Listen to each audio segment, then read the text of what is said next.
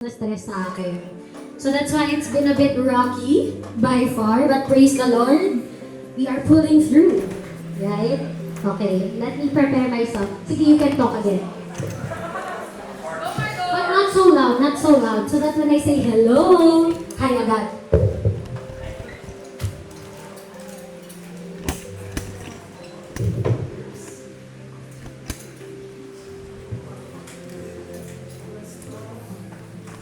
Okay.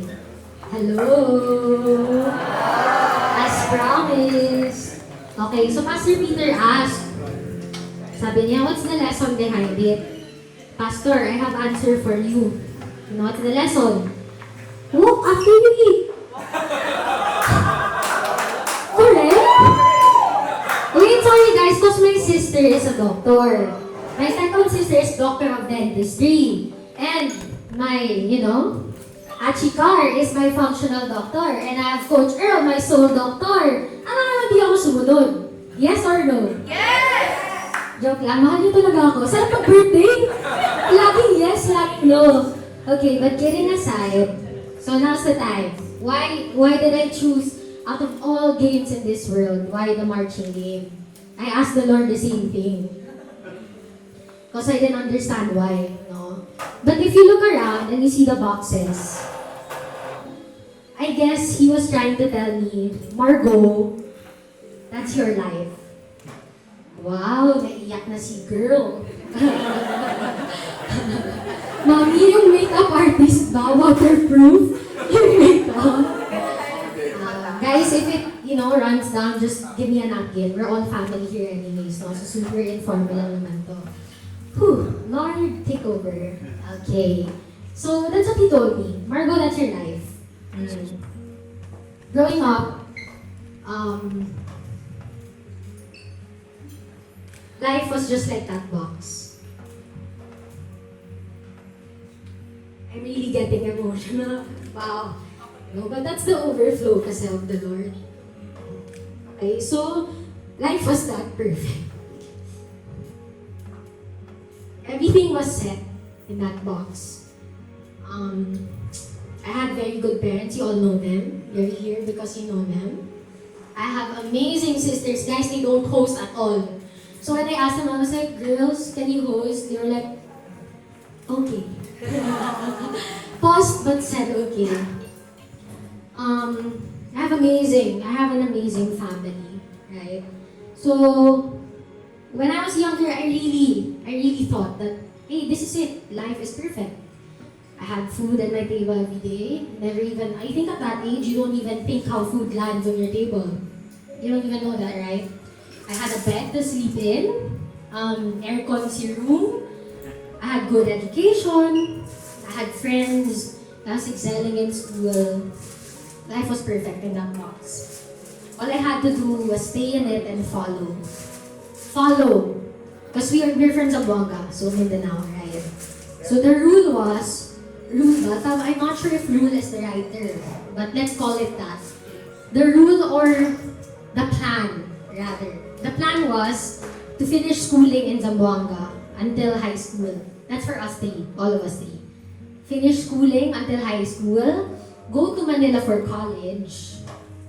In my case, get a pre-med degree, graduate, take the boards, go to med school, graduate. Skip na sana ako sa boards. Sorry, graduate, take the boards, and then hopefully marry, right? Marry, have children, be successful in the field of medicine, and yeah, live life, I guess. That was success. All I had to do was stay in that box. And up until 2014, so I was grade 6, graduating elementary. So guys, I say this next part, hindi ako makapalmukha na nagbubuhat ng bangko. Do you know what's buhat bangko? Like, parang, sitting on a high horse. Parang, lifting and elevating yourself, exalting yourself. Yeah, carrying your own bench. Things I Paul. Right? But I was really an excellent student growing up. Typical stellar stellar kid, all A's. At back then, kasi 90s, diba? 95. 95 was the equivalent of 100 in my grade school. So as in my averages were 93, something like that. So 93, 94. So in the normal, that's 99, 98. I'd compete internationally, representing our country for math. I hated math. But I excelled at it. And the school always sent us letters and sent me. So I went. Because when I get home and I bring home the bacon, my banner is waiting for me. Yeah, in school. So it was like that. Right? So, again, that perfect box talaga. And 2024 happened. War broke out in our city. So I think some of you... 2014. Oh, sorry. What did I say? 2024? Sorry. 2014. Thank you, Ash. War broke out in our city. We were locked down. Kami na una sa lockdown, guys. Even before the pandemic. We were locked down for, I guess, 2 months, Mom. 2 to 3, no, Dad? Ay, 20 days lang ba? But school stopped.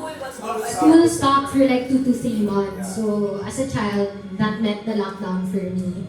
So, as in one morning, we just woke up with gunfires, bombs, we'd hear it. That became our alarm clock.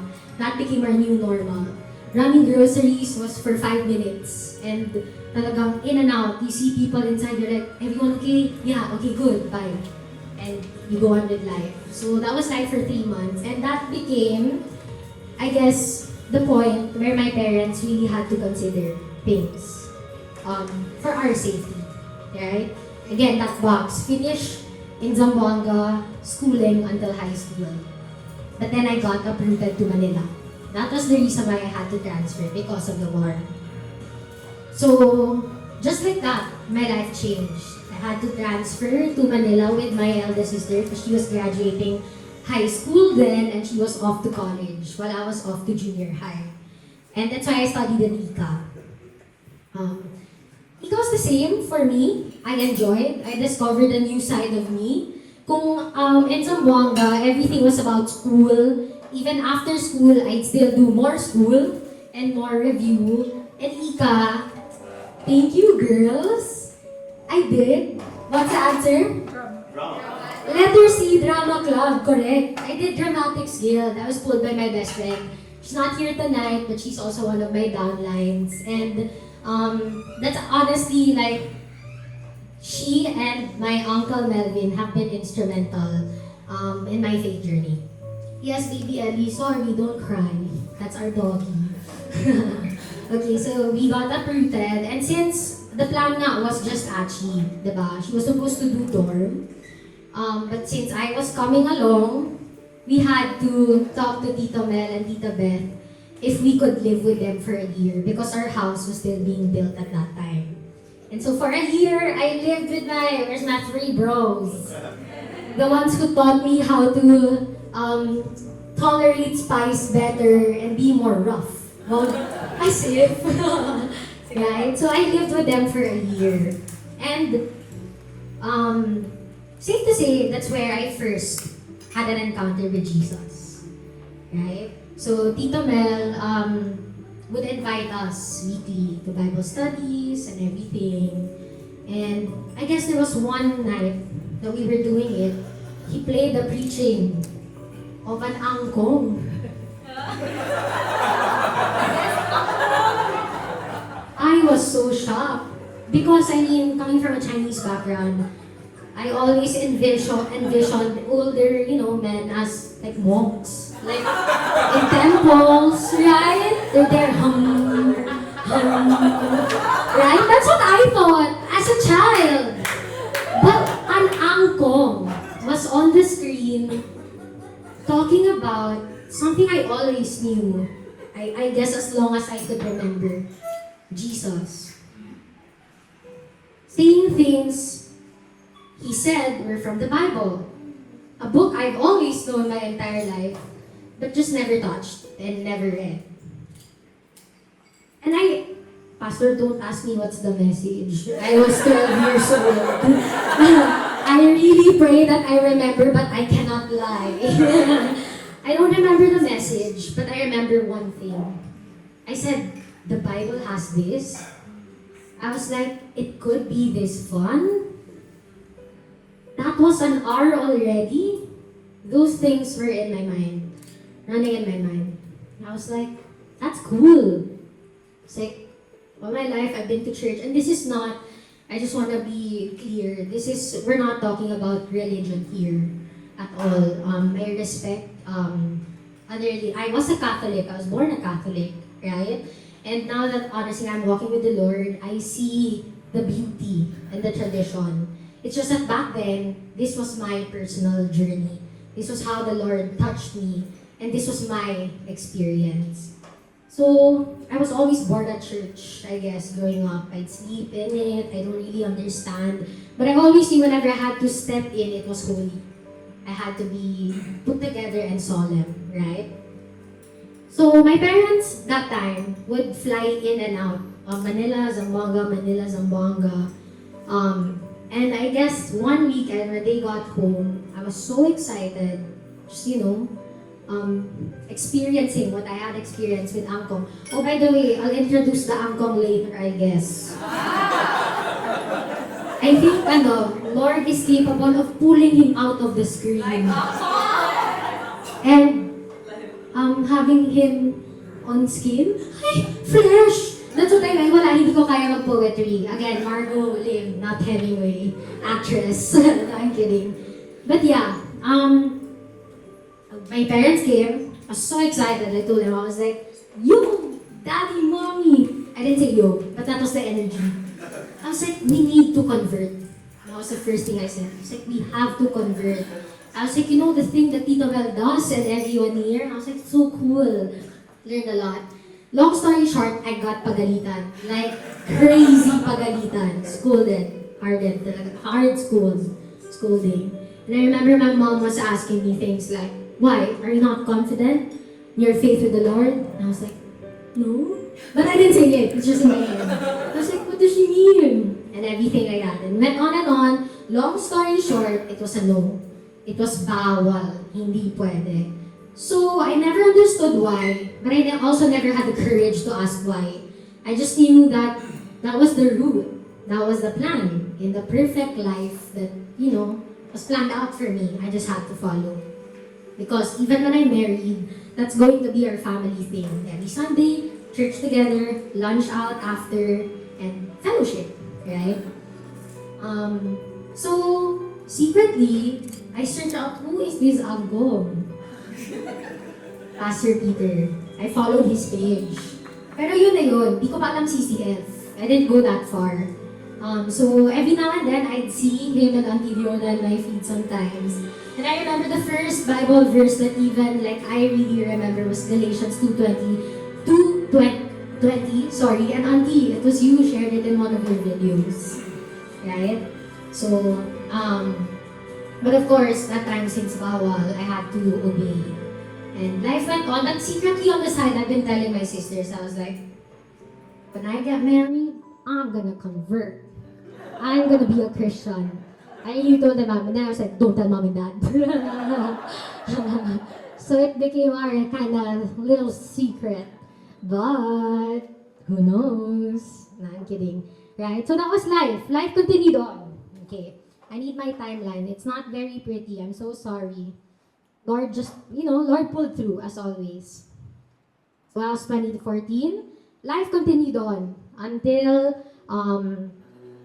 2019. So I finished my junior high in ICA, did everything I could that I couldn't do in Zamboanga. I did cheerleading, I did this, and mom was losing her brains with my sleep schedule because I was barely sleeping also because I still had to maintain my grades because that's what my dad told me. He's like, do whatever you want. At the end of the day, I just look at the card and the grade. That will tell me if you're doing your job or not.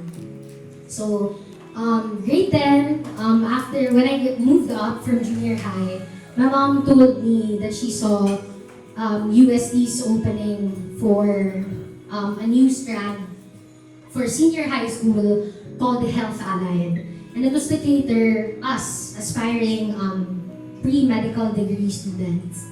And she told me chances were higher, so I moved to USD. USD was the same. There, I explored the world of student council naman that time. So, yeah, explore talaga ako. I just couldn't stay inactive and just do studying. Parang mas hindi ako nakaka-aral if I don't join anything else. So, life went on, still doing my best to keep myself in that box, that perfect plan. And then 2020 happened. The pandemic came, and we all know that the pandemic really took a heavy toll, I guess, on everyone, right? That time, parang brevity of life, you'll really think about it. News started that it was just a lockdown. It was fun at first. We did everything. Ano nga yan? Magtago na coffee, right? Whatever TikTok trend was on. And then, no school for the next 2 weeks. Fun. And then people are dying. You still don't know them. It's just in the news. It's just numbers until it goes on. And next thing you know, people you know are dying. Your family's dying. Your family's struggling. Your friend's parent passed away. And in my case, a friend took her own life.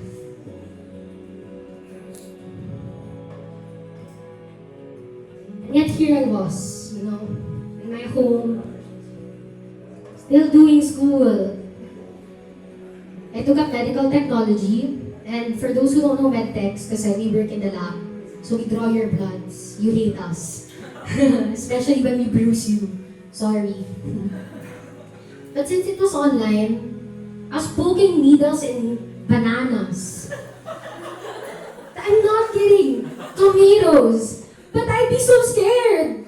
Like, my laptop's here and my professor's on the other end. I'm doing my practical exam. It's a banana in front of me, but I'm trembling crazily, right? But then, really led me to think, Coach, excuse my language, but back then this was really it. What the heck am I even doing? What is this? Like, what a joke. That's what it really felt like. So it went on. I had no choice at that time. I mean, there was nothing else to do except continue, finish school and everything. Maybe try a few TikTok trends on the side. But life felt so robotic. Later on, my bed became my everything. My sleeping place, my school place, my homework place, meeting with friends. It became everything, it became the world, it became that box. I did everything to the best of my ability to achieve everything the box required of me in that bed. And so, I started excelling everything until, I guess, early 2021 came, and I noticed this cycle. Good, on top of my game, everything, type A, Margo, perfect. And then, poop, I'm not. Perfect. Thank you, God. Right? Next thing I know, I'm lazy. I don't want to do anything. Literally, I know, Norothy, it felt like that. I was like, right? Sobrang opposite of who type A Margo was. And then I was like, nah, I'm just tired. I just need a full day of rest, watching my favorite Netflix film, cooking good food, working out and everything. Then I'll be okay. And I did. After a day, 2 days, and that cycle kept going on and on and on and on and on. Until such time, the days that I was the flip side of type A Margo just extended. Kept extending and extending and extending. Until one point, I guess I just realized, like, what's the point in even trying if I fall back exactly here? Like, I don't know if I have the strength to pull myself together, to become type A again. I didn't have it in me anymore. I didn't know what was going on, but because we were in the medical field, I had an inkling, but I can't dare admit it because it's taboo. Once I say that I feel like I'm depressed, I think I have depression, people would call me crazy. People will tell me, that's all in your head. People will say, how selfish are you? How inconsiderate are you? People are dying. People have no food. It was pandemic, like height of pandemic. And here you are complaining about what? Your mind? You not being able to do school? You not being able to get out of bed? So I did not allow myself to be depressed. I said, nope. I couldn't even say that word in my mind for, nope, can't. I have Lord, I have my family, I have education, count my blessing, count my blessing, and on and on and on. I cannot be depressed. But I was. Come June 28, 2022, I got diagnosed with major depressive disorder. But at that point in time, the psychiatrist said that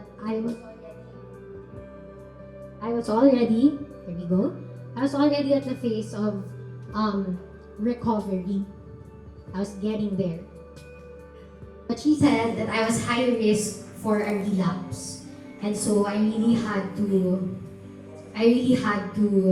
work with my family so that it doesn't get to that point, right? That I get back to it. But even before getting diagnosed, I remember, by the way, God is so good because at that time, for some reason, I don't know why, we just started doing CCF.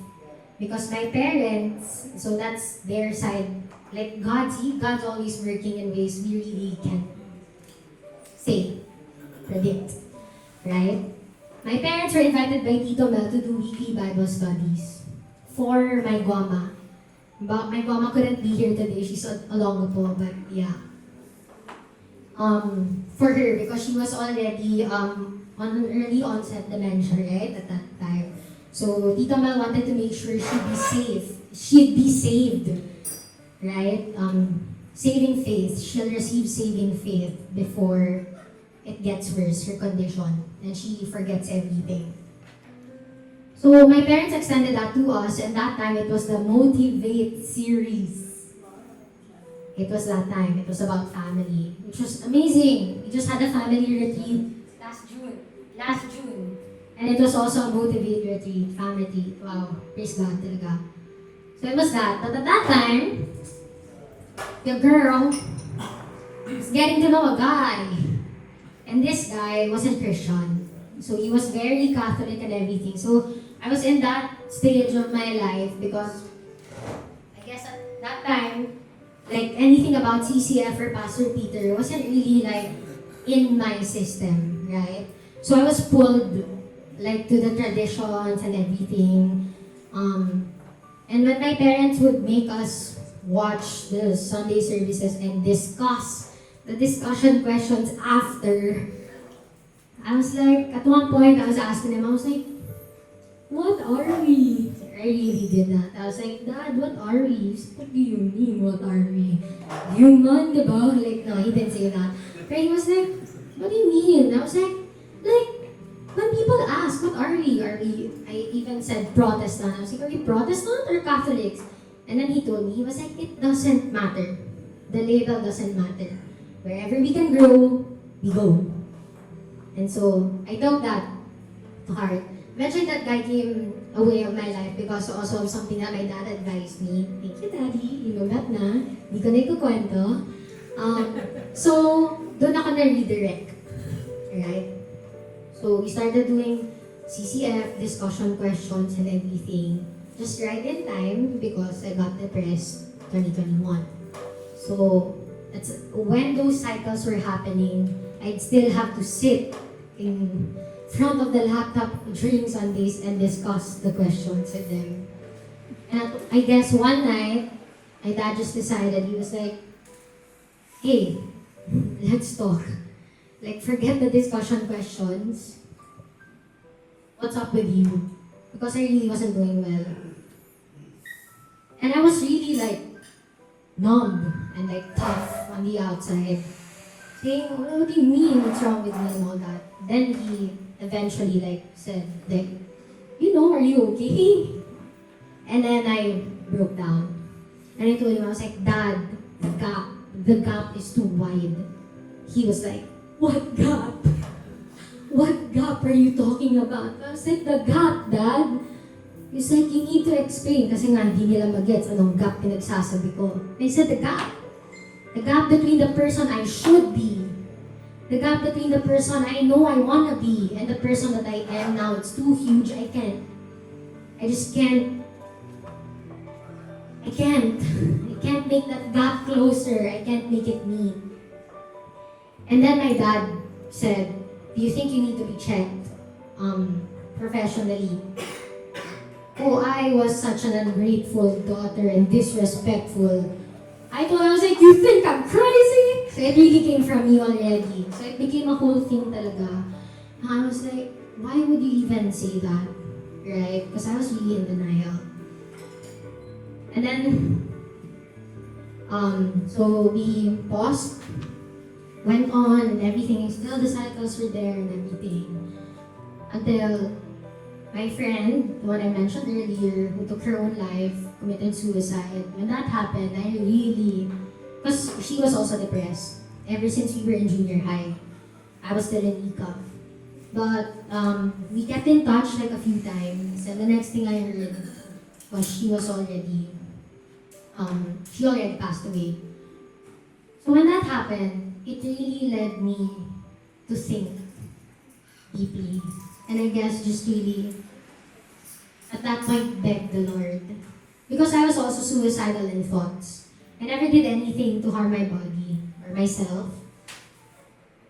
Because I always feared the idea, very toxic, very wrong, but I said, I don't want to be in hell. Because I did know the Lord, right? I said, I don't want to be in hell. Dito na lang sa earth muna, kasi at least dito 50-50. Diba? May konting heaven pa. Pero sa hell na yun. No way. So I was also telling him, I was like, or unless Lord, you want to take me. Because there, it's perfect, right? No more sadness, no more pain, I just want to be with you. So I was suicidal in that manner.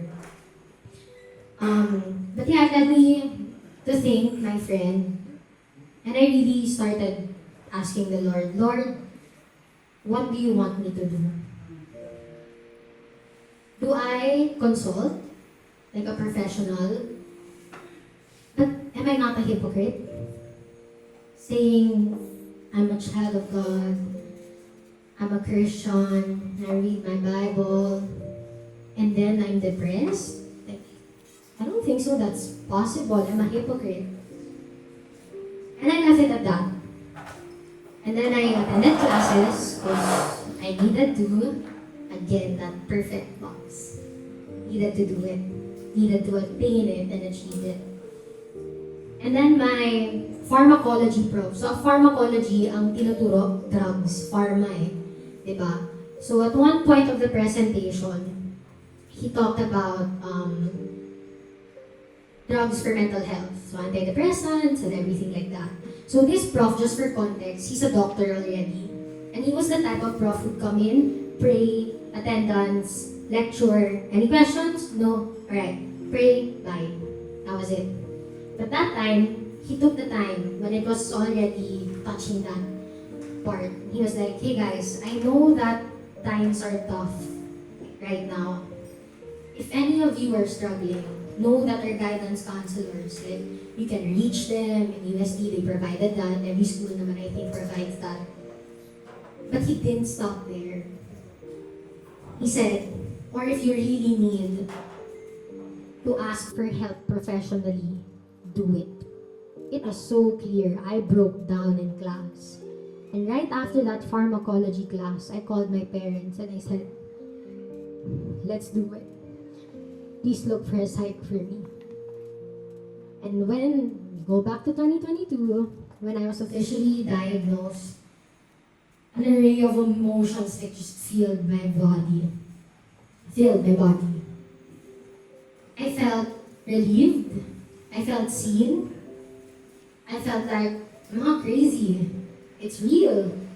It's actually real. And a doctor who studied it says it's real. But at the same time, I don't think so I've ever feared that much my entire life.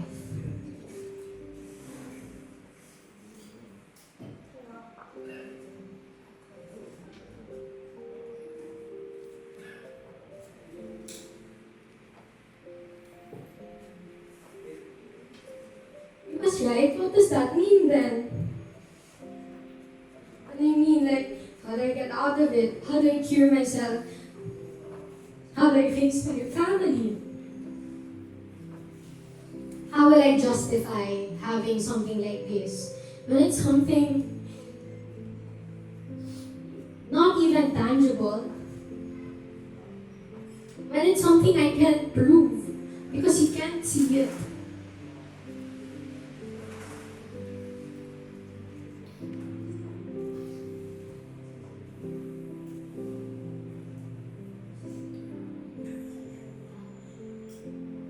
But the Lord allowed it. That exact necessary season had to happen because I wouldn't be standing in front of you tonight if I didn't go through such thing. And so the doctor talked to my family after and everything. And from 2021 onwards, I lived life like that. Still in the cycle. It was a bit better because at least it had a name. Finally, it had a name. Depression. Major depressive disorder. And 2023 came. I was fourth year. Fourth year in high school, first semester. My internship started. So my lifestyle just completely died.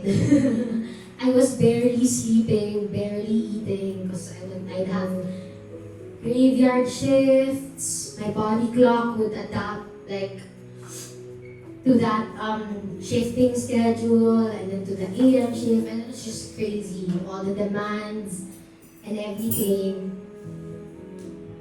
And so by the end of the first semester of fourth year, I failed school. So just imagine this stellar kid, straight A's. I remember when I was in Ika, Tito Mel even made a joke because he signed my report card sometimes when my parents weren't here. He was like, Shobe, mauubusan ng A ang Pilipinas sa'yo. Really. But that stellar kid failed school. I was really held back. That was December 21, 2023. I will never forget that day. My parents were abroad with my eldest sister. I was at home with Dichi. And when we were called for this meeting with our professor at that time, you'd wait in line. And we were a lot in that Zoom room. And I was, I think, 8, right? Ditch. And so, for the 7 other people before me, that entire time, I had to sit there in front, just waiting for my turn to hear that I failed. Because I already knew the grades came out. So I literally went through every stage of grief that time. Denial, anger, feeling, baka may chance pa. Baka mali to. Right? Maybe they made a mistake. Maybe they'll curve. Maybe everything. Until, even before I could. So, praise the Lord, nasaktong 7. Kasi even before I could hop on the call with my professor, I already accepted it. I was like, I failed. I really did. And so I did. He walked me through what will happen. See, the Lord is still so good because usually when you fail a semester, you'd have to wait for a whole year and retake that semester with a batch with like lower than you. But at that time, because in my batch, the number of students who failed, like I think, made up 2 classes. We were a lot. We feel the medical field, well, every field naman talaga, may kanya-kanya, but the demand is really just different. So we made up 2 classes, us who failed. And so they had no choice but to approve our petition to open a special class that we could take that semester during the second semester of our batch. So I was only delayed for 6 months, just 1 semester. So went through and everything. That was 2023, December 21. So still had to face it, you know. I guess I was really just surviving at that time, trying to save my face, whatever I had left. 2024, but you know, my faith journey at that point in time, I think that was when I really was like, okay, Lord, you really took everything, so I guess I really just cling on to you. So I was growing in my faith journey. Come 2024, I attended the True Life Retreat. And I got baptized September 22, 2024. So that's my spiritual birthday. I'm turning 3, right? Hindi marunong mag-math for someone who completed. Kaya niyo na yan, okay? So, right? 24, 5, 6, 2. I'm 2 years old this September 22, spiritually. Right? And that night, I met my D group leader too. So my first D group leader was Achi Chels. Achi Chels, she adopted us all 3 siblings. That's not usually the D group, guys. But thank you, Ach, for extending it for us 3. And then Achi Ange. September 22, evening, we were on call. And she was like, what about my D group? I was like, Lord. Right? And because of that, like Achi Ange was meeting me one-on-one with another girl who was joining. And we had to say this. So I think Achi Ange, this is your 4th time hearing me say all this. Did I improve? Yes. No, but yeah. And that was the time, I was making fun of everything. I was like, December 21, 2023. I'll never forget this day. It was when I officially failed and everything. So I talked to my parents kasi that night. Yes, I'm going to fix it up a bit. I was talking to my parents night of December 2021. 2023. Told them the news and everything. I was crying so hard. And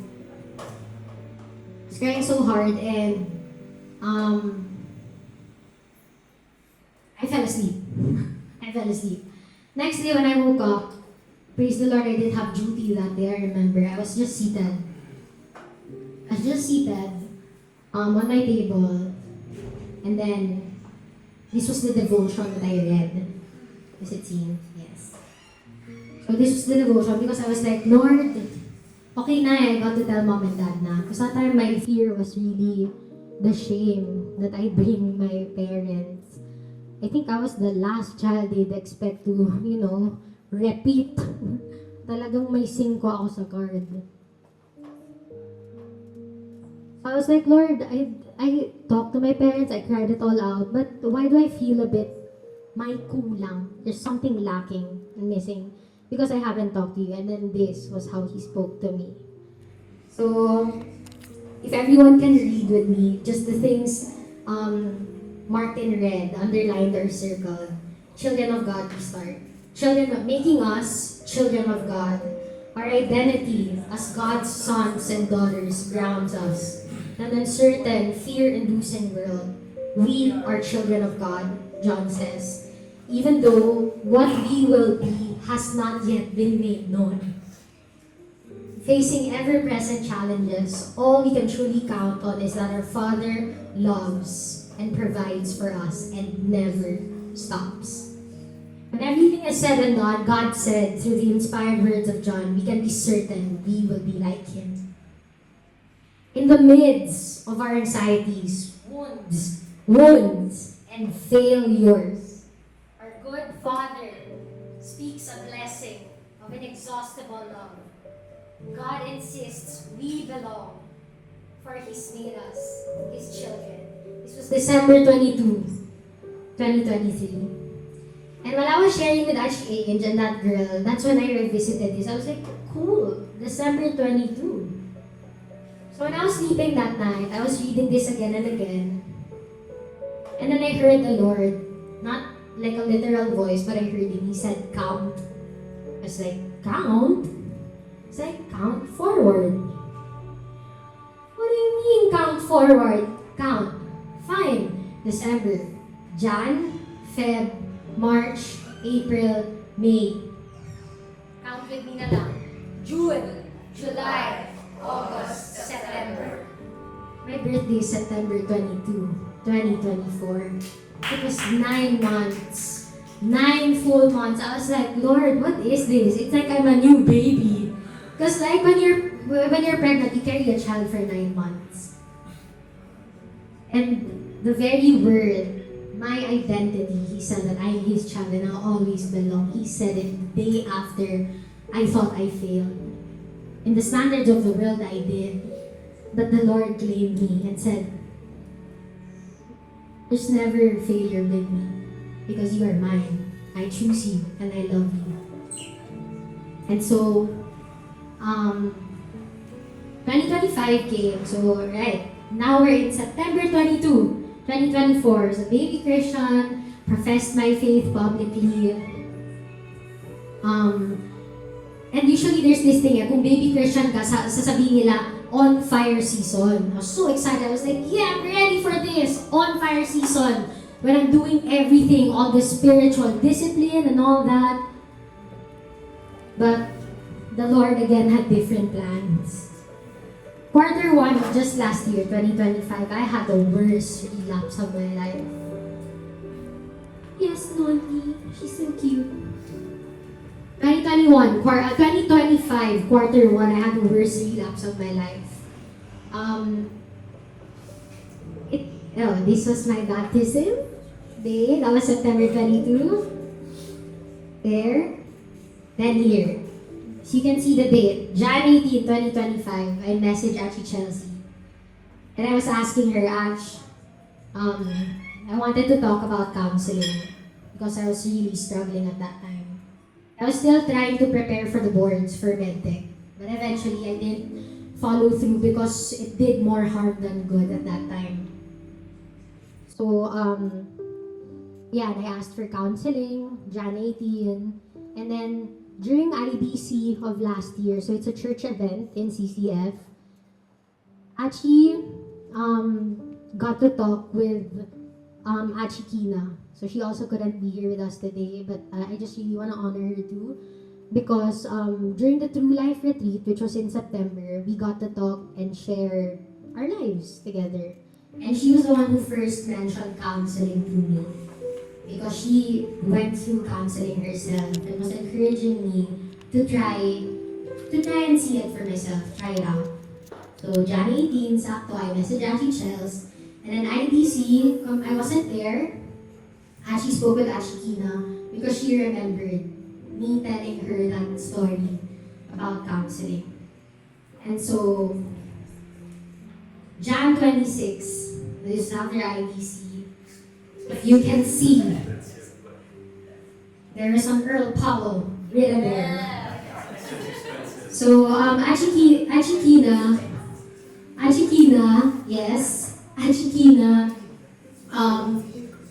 gave me names of coaches. Gave me names of coaches, right? So we had to pray about it and everything. There were many that I tried to explore. But none of them I was at peace with. And some didn't even get back to me at all, right? And so we've been praying as a family, praying for Christian psychiatrists also, until March 23, so medyo mahaba. This is the message that Tito Mel, or the group chat that Tito Mel created because he had been in contact with Coach Real. And yeah, so after this, within a few weeks' time, April 3, 2025, we met for the very first time. You know, you're so blessed in life when you get to experience. Yung parang first time nyo kakamit, but you did everything together. You laughed, you ate, you cried, you laughed again, right? And that was the meeting with Coach Earl. She wasn't here because she was at work, probably. Yeah. And then, yeah, by April, the week after, I already started my first executive life coaching under my executive life coach, Coach Earl. Hi, Coach. there wherein we really had to, it's been a journey. So this was just last year. Just last year, 2025. Praise the Lord. And so I guess we come to the present, 2026. SOP naman. SOP is Steps of Paul, by the way. We went to that pilgrimage, March 17 to April 3.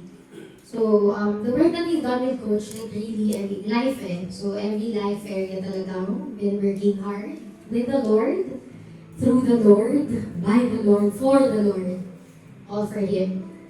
Yeah. And then, this year, present, 2026. So, yun, the four of us at the peak of the war, guys. Yeah, we were with Pastor Peter, Auntie Diona, Auntie Jen, Ahia Paul, and many more. Ahia Eric, Achi Marge, Achi Kim, Ahia James, the two baby bulilits at the back. Hi kids! Hi Ma and Elise! Hi! So, and many more. Many more of us were there. We went through that really through faith, right? And ito, Pastor Peter won't remember the dates, but so we've been talking. So, ever since after I failed right in school, and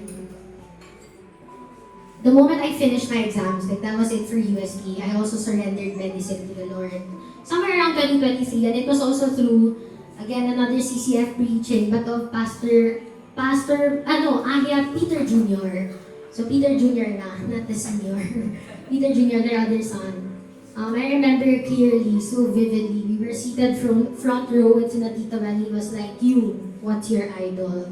And I was there. I was like, damn. It's like, what's my idol? Then medicine came up because, at that point, would you imagine, like I was going through all that already.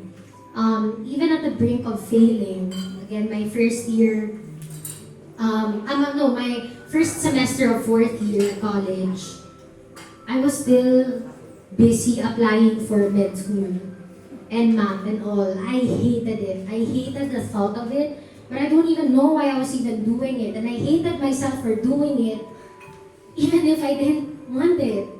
But it came out because I really felt that if I wouldn't end up becoming a doctor, I'd be nothing. I'd be a failure because everyone again expected that in that perfect box, I'm supposed to be a doctor.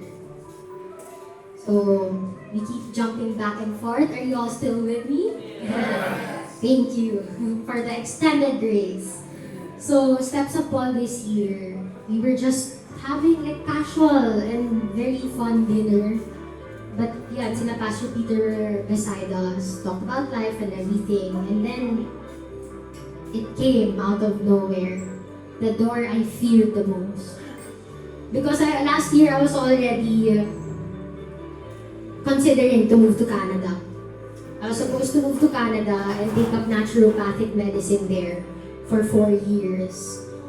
But my parents never allowed the thought, but we really had to, deal with it and everything. So that was the conversation topic at that time, and Pastor Peter said this to my mom. He was like, "Don't worry, she will not leave. She will obey." Okay ba?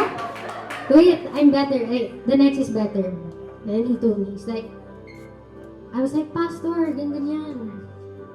But Lord led me and everything. I was like trying my hardest to have all my backup, proof. Si Lord naman nagbigay nito. And then Pastor Peter told me, sabi niya, you know what? Just be like Carolyn. Achikar. He was like, do medicine. And then after, get many more certificates and everything. I was like, Pastor, no, med is not for me. God said no. O, diba? Ako na yung God. Diba? Makasalita ng tapos. He was like, why? Why not medicine? He said. I was like, kasi it became my idol and everything about Jesus and all. Yeah, so I explained what I just told you. Na I feel like if hindi ako doktor, wala talaga ako. I'm nothing. Then he was like, oh, okay, that's why the Lord made you surrender it. But now you know who you are, so go.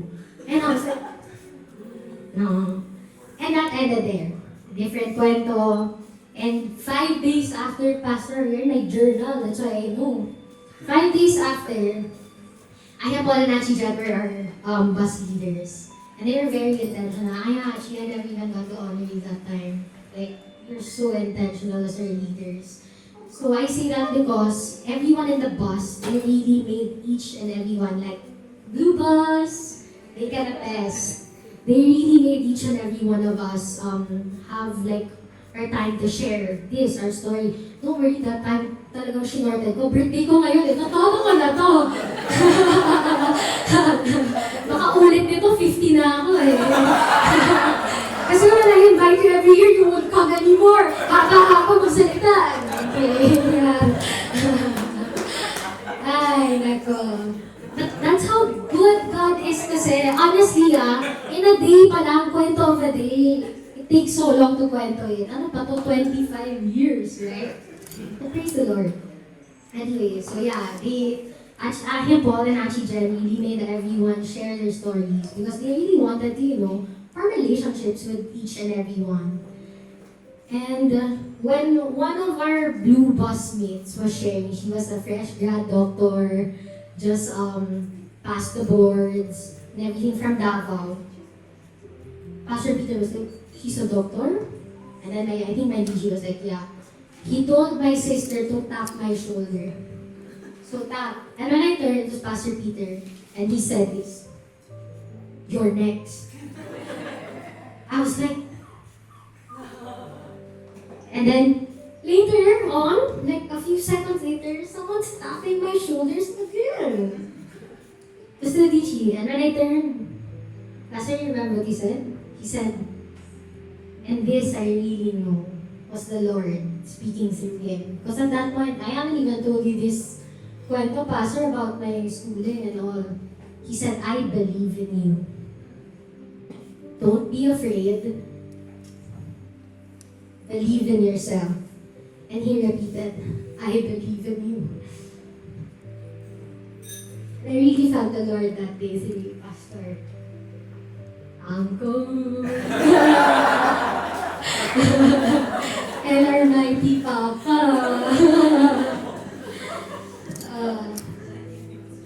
So, a lot of things still surfaced in steps of Paul. But praise the Lord talaga for that trip. He really wanted it to happen and it was really life-changing for, I dare say, all of us. Talaga. When I came back home, life carried on and everything.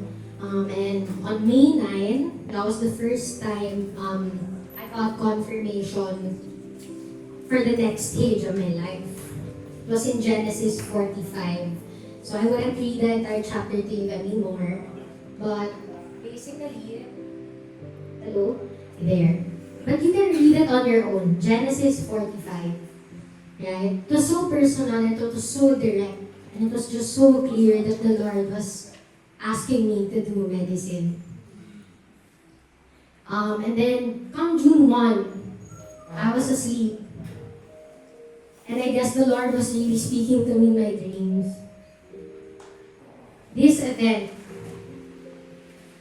Marty, June 1, I was asleep. The first time the Lord, I guess, birthed the idea in my mind. And He told me, host and celebrate my 25th birthday. And also, hindi pa ako France kasi I didn't know this place back then. But after that, He was clear with how the program should go. And then people started coming in my mind. Of course, my family. And I guess looking at all of you now, this was it. It was so clear. It was all of you here. Me doing this, saying all these. And as a me, I was like, nah, wala nang oras. I was like, Lord, I can. Because just the thought of it, I can. And so, went on and on and on. Fam retreat this year, Motivate, June 19 to 21. I was, honestly at this point, like after Steps of Paul, I haven't been in the best place, like mentally and everything. I'm already, I know. Yeah, I wasn't in the best place mentally, but I'm not depressed anymore. I've been delivered from that. Praise the Lord. Yeah, let's praise Him. Yeah, I'm just really, yeah, ever since last year, started coaching. I've been delivered from that. I don't have that disorder anymore. But of course, as any normal human being, we have our low days. We have our dark days, right? And so coming home from Steps of Paul, it wasn't the best for me. Which is why also it was quick for me to say no to the Lord when He planted this idea in my mind, June 1. And then family retreat happened. I was volunteering as a facilitator and everything. And then comes the first session, modeling. I was in the youth section, the younger, led by Ahim Paul and Auntie Jen. And every single thing they said that entire session, it was like, kulang na lang. Tapos sinoutout pa ako ni Ahim Paul at one point. It was like, right shoulder? Right? I was like, oh, God. Modeling.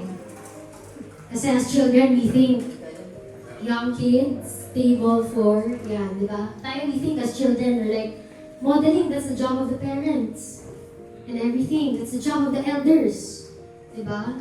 Pastor Peter of the mga ganito, mga heads, mga holy spiritual leaders. May mga ganun right? You think of those things. And you expect that of them, but not doing it yourself. And that's when they said, modeling, even as children, it's our job. It's each and every one of our job. So that message really woke me up to reality. And so I met Coach Earl. I've been running away from Coach Earl too. Not just Jesus, my family, any single person who tried to, are you okay? I'm like, I'm okay. I run away. Because I wasn't ready to confront the residuals. So, June 25, I met Coach Earl. And candidly, I told her about June 1. That moment, Lord was birthing this event in my head. And I knew I shouldn't tell her because I already knew what she was gonna tell me to do.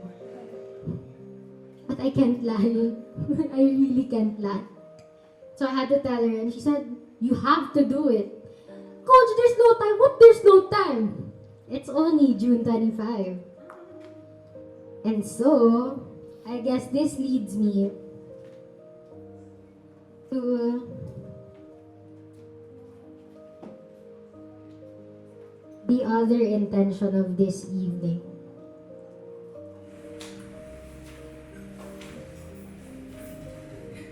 My dad said, I'm looking at him, he's like, me? Hello. Dan.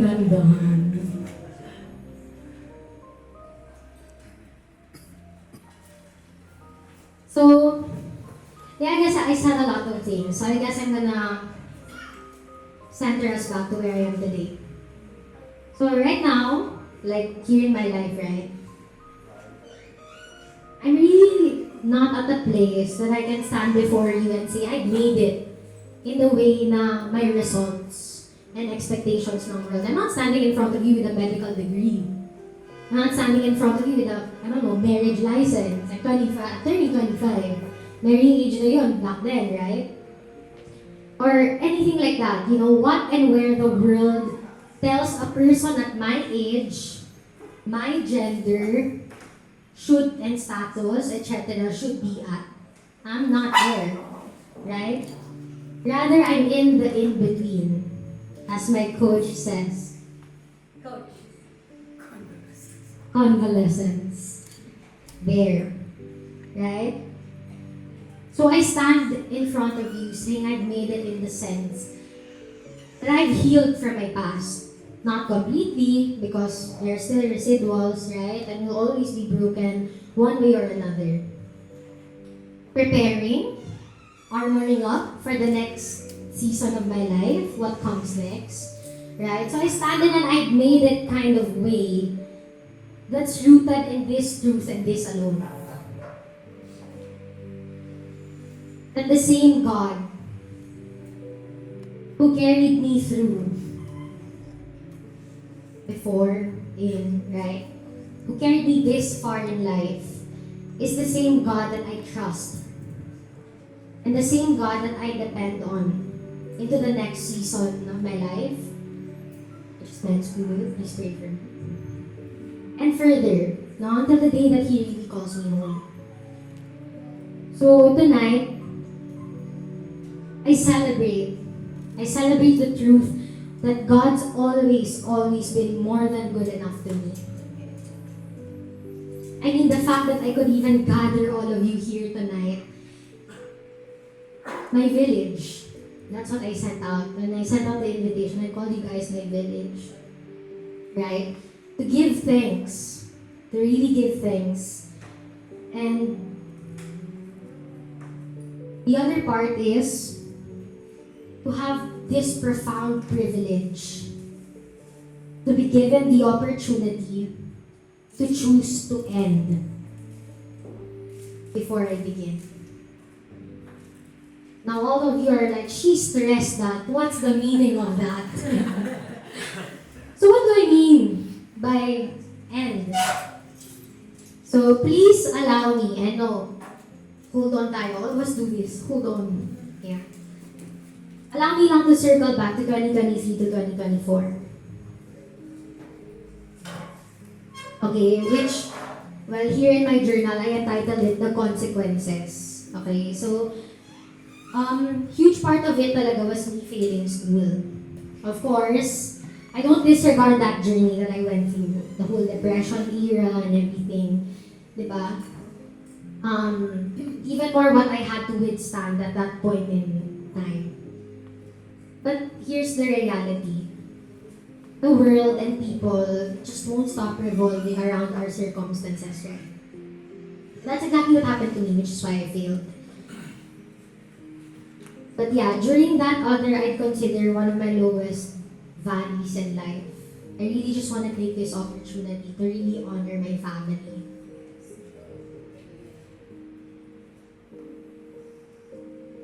Because besides the Lord, it was really the four of them. My dad, hi Danny, my mom, my Achi, Mika, and my Lichi Mariel, who really stepped up for me. Because guys, diba I failed na? Guess what? I was at the brink of failing again. I'm not even kidding. Like, we had to go through that. And that entire time, like, my family would camp in our room just to be with me. While I was burning the midnight oil, trying to study all the 4 years worth of studying to finally pass. Right?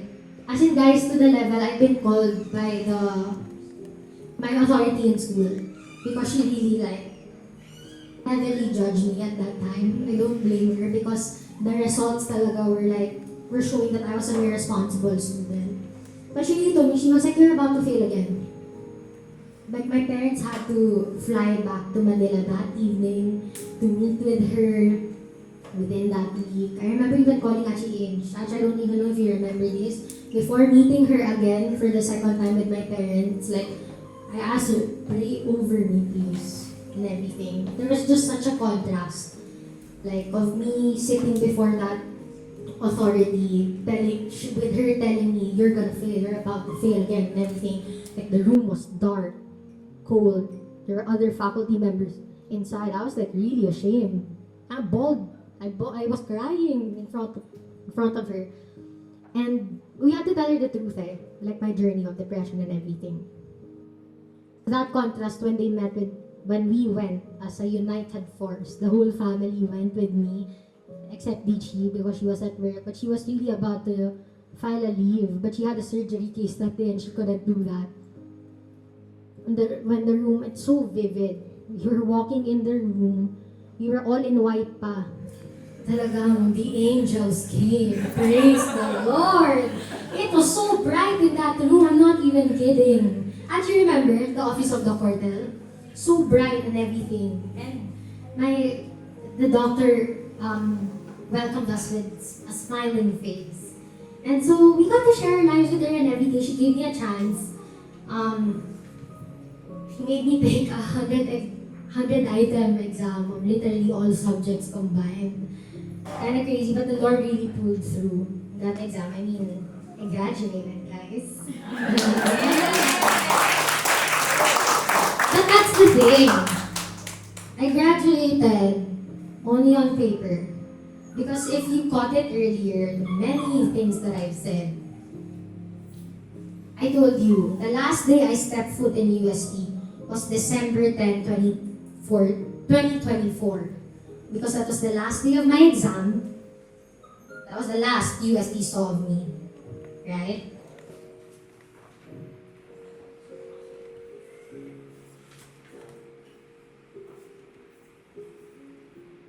And the reason why I never went back, because you might ask, right? Okay, you graduated, but like, why? Why didn't we see any Facebook post or anything, right? I made so much excuses that time why I shouldn't graduate. So many excuses, like we can go on the entire evening, literally. But those weren't the real reasons anyways. Rather, they were my justifications. I had an immense fear. Like I was really rooted from my fear. And so anything and everything that pointed back to medicine, to UST, I hated. I was so angry. I could not resolve, and I could not acknowledge the outcome of my realities, that I failed. Diba? That stellar and top student became a repeater and failed. I could not accept that. Shame and guilt, it really took control of my life. I've been so inactive, literally in any life area, every life area, I'd even say. And so I selfishly decided that time to not attend my graduation. I told my parents, I did not ask, I told them. I told them not asking for permission. And I was ready like with this full rationalized set of defense why it made no sense not to attend. And why this choice, my choice not to attend, was the right choice. But that's the thing. The best thing about the Lord is He's always, always, always in the business of redemption. And so, 2 Tuesdays ago, this happened. I have my phone, please.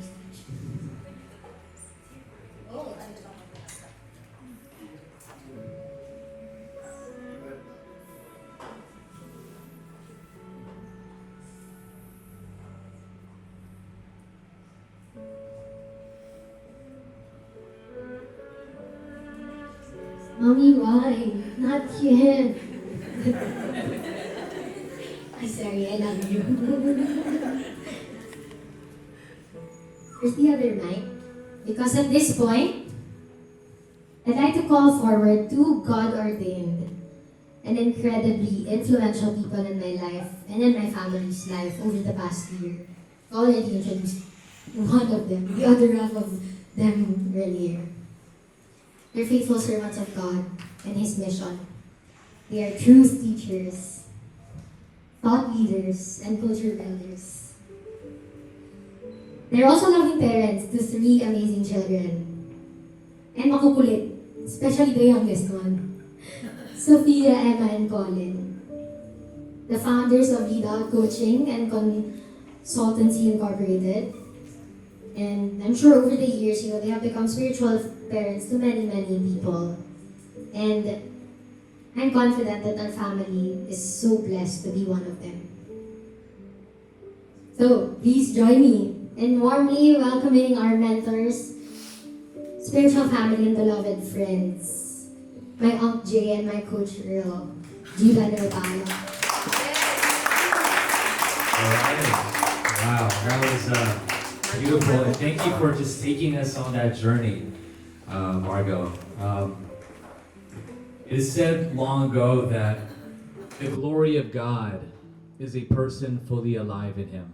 And you can see that in the journey of Margot's becoming exactly who she is in the Lord and for the Lord. And that's why this evening is called Thrive. Because inside this box, and I know it kind of throws us off because we're always taught to think out of the box, but this box represents the grace of God. And when we are living our lives held by God's grace, we see, as we have sung earlier, the goodness of God in our lives. And we're seeing that tonight. We're tasting that goodness. Not just with the food, it was good. But I'm talking about the goodness of God's grace, of providing us peace and this environment to celebrate such a life. And this is just 25 years of it. What more? Now, of course, tonight we are not just also celebrating her birthday tomorrow and the 25 years that God has brought her to this very moment, but rather we are also commemorating another milestone in Margot's life, and that is the completion of a very important chapter of her life in her educational journey. Come on, round of applause. More than celebrating, of course, this academic success, this moment, we celebrate God's faithfulness in her life through every up and down of that journey, every moment of learning, perseverance, and yes, those uncertainties that she had to go through, and that growth that was birthed right through it all. This milestone stands as a testimony of the Lord being faithful to Margot and her entire family from beginning to end. So we will hold a Thanksgiving graduation ceremony for Margot Rafael, together with her entire family and the people that she loves so much. That's amazing. I don't know if you know this, but this is really, apart from celebrating God's faithfulness, it's Margot's story to tell. She's filled with fear why she did not graduate, and she saw that it was selfish of her, but this is her way to honor her family.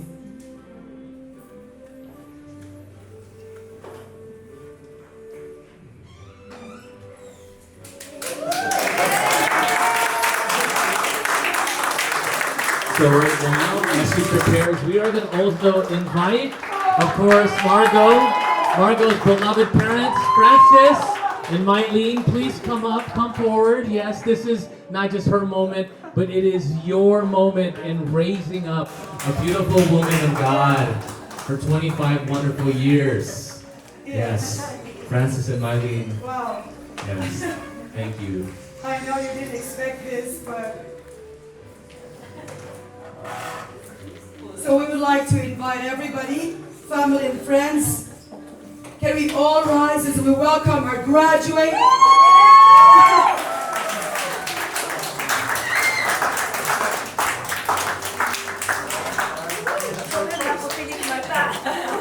I know. I said, God is always in the business of making wrong right.